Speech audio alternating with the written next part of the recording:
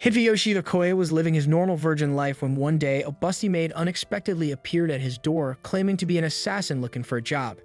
As she approached the Okoye residence, Hideyoshi was still asleep in his messy room, oblivious to the world. However, the doorbell woke him up and sluggishly he made his way downstairs, checking the entry camera to see who it was.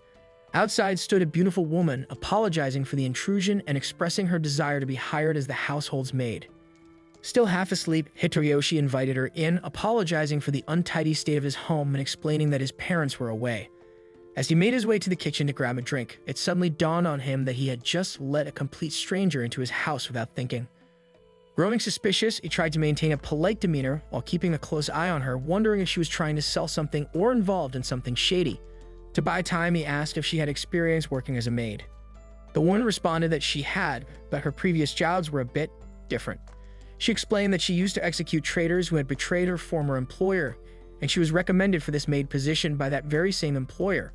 Hideyoshi was taken aback, unsure whether she was joking, but something told him she wasn't. Fear began to creep over him, and he realized that getting her out of the house was now a priority. He asked if she had any connection to his family, and she explained that he was the grandson of the second son of the cousin of the wife of the heir to her former employer. Hideyoshi blurted out that he was practically a stranger to this employer, but quickly tried to correct himself to avoid offending her. In an attempt to steer the conversation elsewhere, he asked what kind of executions she specialized in. Without hesitation, she took him outside and demonstrated her skills by throwing sharp projectiles at a nearby tree. Hideyoshi quickly made it clear that he had no intention of hiring her and anyone, and besides, he didn't even know the employer she spoke of. He firmly declined her services. The maid seemed to understand, apologized for the intrusion, and left without further trouble. Hideyoshi, still in shock, wondered if it had all been a strange dream. But then he noticed something in the grass. A small bell had fallen off her tiara. Meanwhile, the maid, having expected this outcome, pondered where she should go next as she waited for the subway. Just as she prepared to leave, Hideyoshi came running toward her, holding the bell. Distracted by his urgency, he didn't notice Truck-kun speeding toward him. In a flash, the maid yanked him out of the way, saving his life. The truck driver cursed at Hideyoshi for his carelessness and drove off. The maid, still shaken by the adrenaline, admitted she had never saved anyone before and that her heart was racing. Hideyoshi handed her the bell, thanking her, and they said their goodbyes. However, just as they were about to part ways, Hideyoshi changed his mind. He blurted out that he actually was looking for a maid and she could work at his house after all. They returned to the Okoye residence, where the maid spread an array of blades on the table, explaining that knives were likely humanity's first tools and, though simple, could be deadly in the right hands. Hideyoshi interrupted, stating that what he needed was help cleaning, not with weapons. The maid, thinking this was some sort of code, asked who needed to be cleaned up. Hideyoshi pointed at the bags of trash in his room, hoping it would be self-explanatory. She, however, misinterpreted, thinking someone was stuffed inside one of the bags. Exasperated, Hideyoshi clarified that he needed help with actual cleaning, like sweeping and mopping the floors. The maid asked if she'd be hired if she did the job, and once that was settled, it became apparent that she had no idea how to use a mop or bucket. What followed was a series of calamities. She spilled water everywhere, slipped, and ended up with a bucket stuck on her head. Hideyoshi, seeing the disaster unfold, removed the bucket from her head and apologized, saying it was his fault for asking her to do something she wasn't used to. He then offered to help her clean together. By late afternoon, the house was spotless, and the two shared a moment of relief. Hideyoshi thanked the maid, who looked awkward, clearly not used to receiving praise. He realized it was getting late and neither of them had eaten, having been so focused on cleaning. He asked if she could cook, but her silence answered that question. Reassuring her, he told her he had the perfect meal in mind and suggested she take a bath while he prepared it. In the bathroom, the maid reflected on how strange it felt to be thanked for her work. Meanwhile, Hideyoshi, back in the living room, pondered the oddity of his summer vacation. With his parents away, he had somehow ended up with an assassin maid who couldn't clean or cook, but he was also concerned about another possibility. What if she walked out of the bathroom wearing just a towel? However, when she emerged from the bathroom, she was fully dressed, shattering his expectations. She promptly began chopping cabbage for dinner, one thing she was skilled at. She had always eaten simply to survive, never for taste or presentation. Hideyoshi, moved by her admission, assured her that the tonkatsu was special. It came from the Katsuda couple, who had been making the best food in the region for over 60 years, all at a very reasonable price. There were even rumors that famous people would disguise themselves just to get a taste of the legendary tonkatsu. Despite Hideyoshi's convincing pitch, the maid remained unimpressed, showing little to no excitement, which left him feeling slightly frustrated. But, accepting that this was just her way, he decided to let the food speak for itself. Seizing the moment, Hitoyoshi asked for her name. She responded that she didn't have one, explaining that her employers had always called her whatever they wished, so he was free to do the same. Not particularly skilled at coming up with names, Hitoyoshi decided to stick with calling her maid. Though she had never cared about what people called her before, for some reason, this time felt different. When they finally began eating, Hitoyoshi eagerly waited for her reaction. After taking a bite, the maid mused that, as usual, she couldn't tell if the food was good or bad, as taste wasn't something she paid attention to. However, she did note that the food was warm and pleasant, a feeling that echoed her experience with the bath earlier. Inwardly, she reflected that the warmth of the food and bath was much like the warmth she felt from the person sitting across from her. Hitoyoshi then pointed out where she'd be staying and assured her that everything was set up. The maid was surprised to hear that he had prepared a room just for her, and it triggered a memory from her past. She recalled a man who had once told her she had passed a test, praising her for her cold, white skin and icy heart. On that day, he had also given her a name, but she now preferred to have none, which was better than being called the cold woman. Her thoughts were interrupted when Hitoyoshi passed her the tonkatsu sauce, explaining that the dish wasn't the same without it. Without hesitation, she poured the sauce over her meal and took another bite. This time, the taste overwhelmed her and she couldn't help but express her delight, a rare break in her normally stoic demeanor. Later that night, around 3 a.m., Hitoyoshi woke up drenched in sweat after a nightmare he hadn't had in years. Feeling a sudden hunger, he decided to go downstairs to grab some instant ramen. But as he descended the stairs, he heard an odd noise coming from the kitchen. Startled, he remembered that the maid had mentioned being a professional assassin. Despite his fear, he mustered the courage to check. Peeking into the kitchen, he saw the maid with a red stain on her face. For a moment, he thought it was blood, but as she turned, he realized it was just tonkatsu sauce. Caught red-handed, the maid apologized profusely. Relieved that it wasn't anything serious, Hitoyoshi didn't scold her. Not wanting her to limit her experience to just the tonkatsu, Hitoyoshi whipped up an impromptu fondue with the sauce since there wasn't much else to make it fancy. But all the maid really wanted was more of the sauce, and that's exactly what she indulged in. After the meal, she asked if Hitoyoshi had a nightmare, having overheard him moaning in his room. Worried he might be dangerous like her, she admitted to entering his room and found him calling out for his mother repeatedly. The maid also shared that she had a dream of her own, where she spoke to the tonkatsu sauce, which claimed it was endless and no matter how much she tried, it would never run out. At least it was a change from her usual bad dreams. She felt sympathy for Hitoyoshi, knowing all too well what it was like to suffer from disturbing dreams. Hitoyoshi brushed it off, saying it was just a recurring dream he had from time to time. He explained that as a child, he could only sleep when resting on his mother's lap, especially after such nightmares. Moved by his words, the maid offered him her lap to rest on, sensing it might bring him comfort. As Hitoyoshi lay his head on her lap, her thoughts drifted back to the man who had always told her she was born to kill, a shadow that often hung over her. But in that moment, as the boy rested on her lap, the weight of that darkness seemed to lift, if only slightly. The situation felt awkward for both of them, but neither backed out. They stayed that way, seeing it through until the end. She then questioned why her heart had raced when she saved Hitoyoshi, unlike the times when she had sent others to their deaths. She couldn't understand why her body had moved instinctively to protect him. The next morning, she slashed through the trash before bagging it. When Hitoyoshi asked why, she explained it was to save space, which impressed him. Suddenly, they discovered a small dog abandoned in front of the house, accompanied by a note from a broke man, mistaking Hitoyoshi for someone wealthy, thinking he would take care of it. Though reluctant, Hitoyoshi didn't want the dog to end up an orphan like you. However, the maid, following her master's teachings, thought differently. She pointed out that saving the dog out of sympathy would weaken its natural survival instincts. She asked if Hitoyoshi was ready to take responsibility for the dog, but he brushed off her concerns, stating that just as she had saved him, he was saving the dog, not out of sympathy but instinct. His words stirred something in her, and when he mentioned how he, too, knew the feeling of abandonment, she was moved. He took the dog in, quickly becoming attached to it, while the maid kept her distance, treating the dog like a plague.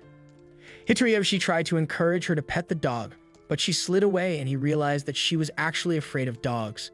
Embarrassed, the maid began shaking, which Hitoyoshi found endearing. She explained that during her assassin training, she had been left alone in the mountains with wild, vicious dogs. Understanding her trauma, Hitoyoshi acknowledged it was unfortunate that she couldn't help with the dog, but his words made the maid feel disappointed in herself.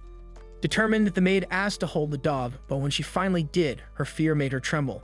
Hitoroyoshi asked what specifically scared her, and she pointed to its claws, teeth, and eyes, which she found terrifying. Hitoroyoshi, on the other hand, joked that the dog looked more like a mochi to him, a concept the maid didn't quite understand. Suddenly, the puppy nibbled her finger, causing her to panic and almost throw the dog. After calming down, they noticed the dog nibbling on Hitoroyoshi's hand as well. Upon checking its teeth, they realized it was teething and decided to take it to the vet. While at the animal hospital, the maid impressed Hitoroyoshi by going out to buy dog supplies.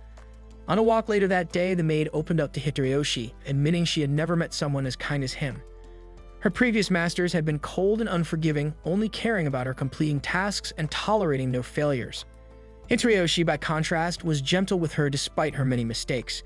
She expressed her desire to stay by his side, in a world so different from her past, filled with warmth instead of the cold world of survival through assassination. After hearing her out, Hitoroyoshi gently pointed out that what she truly wanted was to leave her life as an assassin behind and become an ordinary girl, something she had never considered before. Until now, all she had known was ending people, but with her new master, she found hope. Hitoroyoshi confessed that at first he had been afraid of her, but now he saw her as a good kid. Hearing that made the maid think of her past, and she asked Hitoroyoshi to help her learn how to be a normal girl. Though he doesn't know much about girly things, Hitoroyoshi encourages her to learn how to accept mistakes and not be too hard on herself. The next morning, the maid is practicing how to cut cabbage, determined to make okonomiyaki, wanting to pair it with her favorite sauce. Suddenly, the dog appears out of nowhere by her legs, startling her. She's surprised that a normal dog could sneak up on her, an assassin. But when the dog's stomach growls, she realizes it's hungry and feeds it some food. While the dog is eating, she tentatively reaches out to pet it, but stops when Hitoroyoshi enters. He starts gently stroking the fluffy dog, and after feeling its round belly, he decides to name it Mochi. He praises the maid for feeding the dog and for chopping the cabbage, giving her a twirl in celebration. This makes her cling to him, slightly embarrassed yet pleased. Mochi, full of energy, starts playfully humping and pegging for attention, but Hitoroyoshi explains that he can't play right now since he needs to prepare dinner. The maid steps up, offering to play with Mochi, saying she wants to prove she can be a normal girl who believes in what Hitoroyoshi says. Hearing this, Hitoroyoshi tells her that he believes in her too, boosting her confidence. With newfound determination, she starts petting the dog, and with every touch, she feels herself warming up to it. Eventually, she's giving Mochi belly rubs and touching its paws. She realizes that just as Hitoroyoshi had grown to trust her, she was beginning to trust the dog. At dinner, after tasting the saucy okonomiyaki, she lets out an involuntary happy sound. When Hitoroyoshi offers her another serving, she tries to decline, but her excited body language betrays her true feelings. Sensing her hesitation, Hitoroyoshi reassures her that it's okay to ask for something if she wants it. Taking this opportunity, she nervously asks him for a name of her own. Hitoroyoshi ponders for a moment, asking her about her birth date. While she doesn't know the exact day, she recalls it being during the winter. With that in mind, Hitoroyoshi comes up with the name Yuki, meaning snow. The name reminds her of her old master, who called her cold-blooded, but Hitoroyoshi sees snow differently. To him, snow is beautiful, like a blanket that protects seeds from the cold, allowing them to bloom into vibrant flowers. Hearing his comforting words and seeing his gentle expression, Yuki starts to understand that life with Hitoroyoshi is warmer and more beautiful than anything she's ever known. She realizes that as long as she stays by his side, she might one day learn what it's like to live a normal life. With deep gratitude, Yuki thanks Hitoroyoshi for giving her a name, her smile breaking through shyly. Seeing her genuine smile for the first time, Hitoroyoshi feels a wave of happiness, glad that she's finally able to express herself freely. One day, as Yuki plays with Mochi, Hitoroyoshi drops by with a favorite ask. When she asks what it is, he confesses he wants to get his ear pierced, and he's hoping Yuki, who already has piercings, can help him poke a hole in his ear. She agrees, but as soon as she brings the blade close, she hesitates, pulling back at the thought of hurting her own master. Just then, the doorbell rings. When Yuki answers it, she finds a girl standing there, asking for her brother. Yuki realizes this is Hitoriyoshi's younger sister, Riko, who bursts in excitedly. Once inside, Riko teases her brother, surprised that her loser virgin brother could hire a maid as attractive as Yuki. She demands to know why he never mentioned this at family gatherings. But Hitoroyoshi awkwardly explains that he was worried their mother would freak out, and although their dad approved of him getting a maid, he had no idea she was so striking. Riko isn't buying it and berates him for hiding the truth. Curious, Yuki asks why the siblings live separately, but Riko ignores the question and instead gushes over Yuki's beauty, which Hitoroyoshi explains is because Riko adores beautiful people and has no tolerance for ugly men like her brother. Riko quickly turns her attention to Yuki's backstory and learns that Hitoyoshi was the one who gave Yuki her name. Shocked, Riko watches as Yuki starts telling her origin story, explaining how she was once a nameless assassin until Hitoyoshi named her. Riko has a brief moment of disbelief, but then enthusiastically asks Yuki to autograph her notebook. Yuki obliges, but her signature ends up looking more like squiggly worms than letters. She defends herself, explaining that while she can speak 12 languages thanks to her assassin days, she's never actually studied calligraphy. Riko is unfazed and gets the idea to make Yuki her summer research project. Hitoyoshi objects, but Riko insists that Yuki is perfect for her project, wanting to show her assassin side. Despite his protests, she reassures him that she'll make it seem like Yuki is just a regular maid with a mysterious aura. They head to the backyard where Yuki demonstrates her skills by throwing a blade straight at an apple placed on Riko's head, narrowly avoiding giving Hitoyoshi a heart attack. Riko, fascinated, asks how many knives Yuki carries and where she hides them.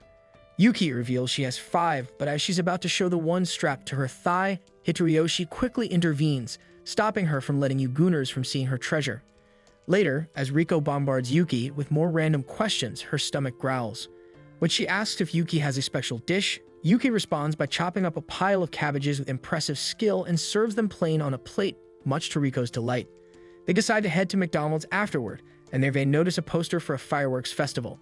Hitoyoshi mentions that the festival is famous for its tonkatsu sauce, which immediately gets Yuki's attention, so they decide to check it out. At the festival, Riko eagerly drags Yuki to a shooting game booth. Despite her enthusiasm, Riko struggles and misses every shot. Yuki takes her turn with confidence but misses as well, admitting that shooting has never been her strong suit. They move on to a goldfish catching game, where Yuki channels her inner focus, managing to scoop up plenty of fish. Impressed, Riko asks Yuki to teach her, and Yuki patiently shares her technique. The game attendant, observing Yuki's helpfulness, compliments her as a good sister. Afterward, they buy the good stuff, which Yuki has been excited to try. The taste is so delicious it nearly overwhelms her, and she devours it like how I devoured your mom last night. The clerk, amused by her reaction, gives her extra for free, which leaves her temporarily speechless. Riko then heads off to buy some drinks. Hitoyoshi tries to follow, but Riko assures him she'll be fine on her own. While waiting, Hitoyoshi asks Yuki if she has any festival memories. But Yuki recounts a mission from her assassin days where instead of enjoying herself, she had to eliminate a target during a festival, stabbing him in the back as they watched fireworks together. Hitoyoshi is left speechless. But before he can respond, the fireworks begin. Yuki gazes at them in awe, captivated by their beauty. Riko then returns with drinks, declaring that summer festivals are the best, and Yuki smiles in agreement. On their way home, Riko jokingly scolds Yuki for eating so much sauce, warning her that she might get as big as your mom. Suddenly, they hear someone shout about a robbery, and a motorbike whizzes by, nearly hitting Yuki. Acting swiftly, Yuki pulls Riko out of harm's way, and Riko, flustered, reacts to being saved like a princess. Hitoyoshi, however, is annoyed at the spilled sauce, muttering that the robber deserves to meet his fate. Yuki takes his words literally and charges off after the thief. Seeing her in action, Riko follows along, eager to witness Yuki take action. As Yuki leaps across rooftops, Riko and Hitoyoshi chase her, eventually taking a shortcut to catch up. Where they finally spot the thief, Yuki gracefully throws a knife at his tires, stopping him in his tracks. As she approaches him with a fierce look, Hitoyoshi quickly shouts for her to stop. She obliges, flicking the robber's helmet as a minor punishment before announcing that she's hungry again. Laughing, they decide to buy more sauce and leave the robber, who is now so shaken he willingly turns himself in. After grabbing some extra food, they head home, and Riko excitedly talks about showcasing her summer project featuring Yuki to her class. This confuses Yuki, who then asks what school is. Riko explains it as an amazing place for learning, but is interrupted by a text from her mom saying she's made beef stew. Riko rushes off, and Yuki, noticing her eagerness, finds it endearing. The next day, Yuki tells Hitoyoshi she wants to experience school for herself. That morning at school, Hitoyoshi arrives, wondering if Yuki will be alright. His friends approach, chattering about a rumor of a busty big gyat made in town, causing Hitoyoshi to spit out his drink in shock. He tries to brush it off, but then the teacher introduces a new student, Yuki, stepping into the classroom with confidence, much to his surprise. Yuki then introduces herself as Hitoyoshi's cousin in front of the class, but when she sits down, she unexpectedly calls him master, shocking everyone around. Later, after school, Riko appears and casually asks Hitoyoshi how his day went. Stone-faced, he quickly deduces that Riko is behind this setup, and she enthusiastically celebrates her plan's success. On the way home, Riko talks up Yuki's skills, mentioning that before Yuki even enrolled, she mastered everything she needed to know about school in just 3 days. Hitoriyoshi, still baffled, asks how Yuki suddenly became his cousin, conveniently in his class in school without him knowing.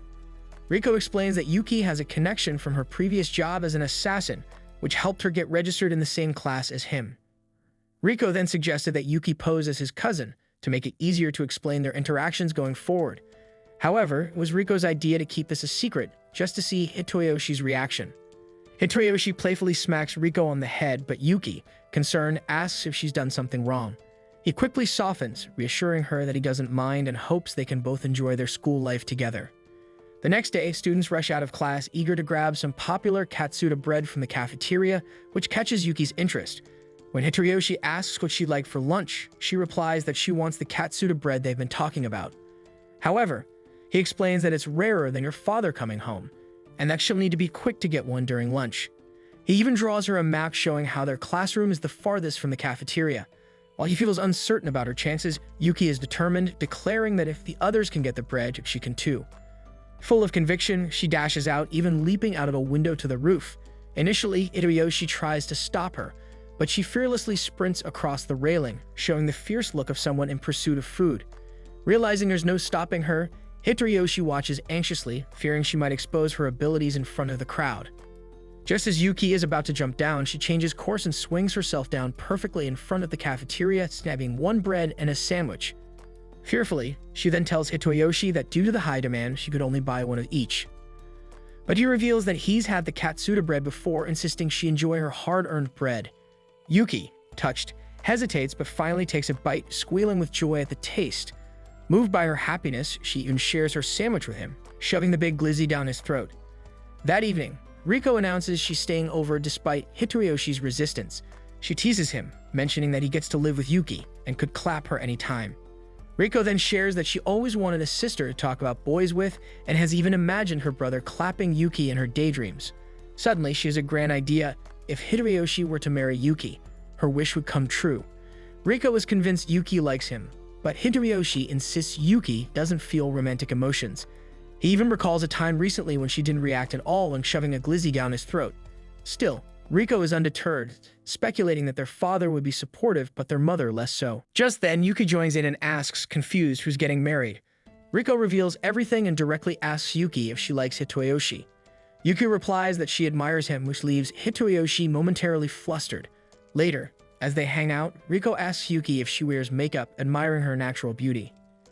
Yuki responds that she doesn't wear any makeup, prompting Riko to compliment her, saying that her face is the envy of many girls. Yuki, however, admits that her looks didn't serve any purpose in her former line of work. Riko, feeling self-conscious, remarks that she herself doesn't have a particularly pretty face, but Yuki reassures her by saying she genuinely likes how Riko looks.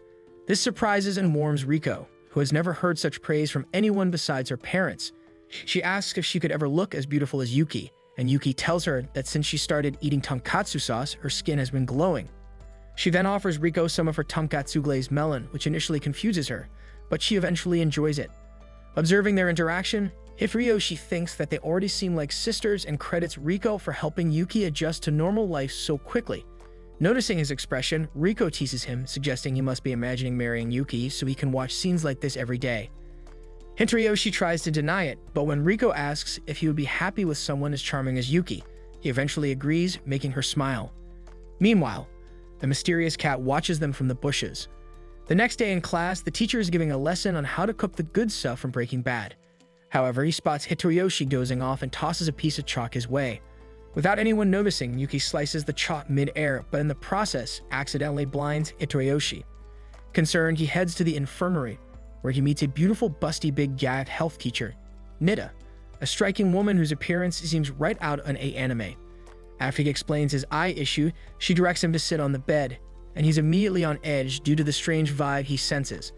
Nida then begins questioning him about Yuki, and when he mentions that Yuki is his cousin, she laughs, saying he doesn't look related to someone as gorgeous as Yuki.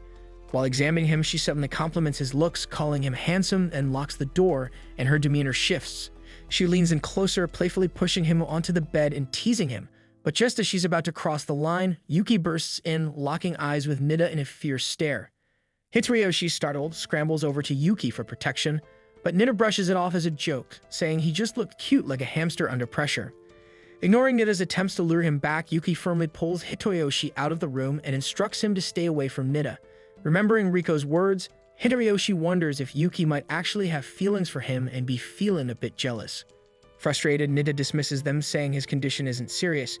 As Yuki escorts Hitoyoshi away, she quietly apologizes for her behavior and says she has something important to tell him, causing his heart to race. But instead of a confession, Yuki reveals that Nida is also an assassin, leaving him stunned. Meanwhile, in the infirmary, the lurking cat approaches Nida. The cat, it turns out, is delivering photographs of Hitayoshi's home, which Nida begins plotting to destroy. This then marks the end of today's anime recap. If you enjoyed the video and want more of it, please support the channel by leaving a like and subscribe. Let's help us reach our current goal of 20,000 subscribers.